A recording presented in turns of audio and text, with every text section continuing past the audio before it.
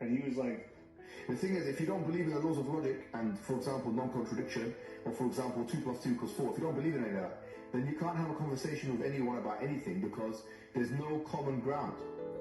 You can never find out what truth is. Okay, so Yeah.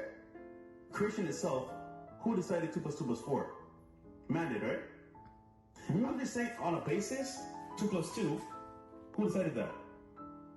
Who decided 2 plus 2 equals 4? Is that a serious question? Yeah, What do you expect that is? I don't know. I'm asking you. No one decided 2 plus 2 equals 4. So, how did it come about?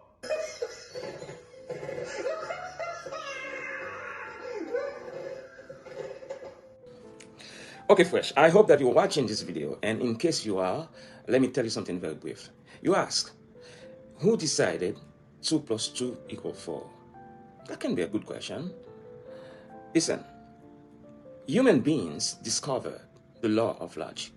Human beings discovered the laws of mathematics. For example, if you have your shoes outside, right, and it's raining, well, I don't have to have a PhD in mathematics to understand that it's raining and my shoes are outside. Well, the conclusion is my shoes are wet. In the same way, the Bible tells us that God created the heaven and earth in the beginning and created human beings in the 6th day. So that means for human beings to understand what's going on in the creation, we invent symbols, we invent numbers to apprehend God's creation. You understand?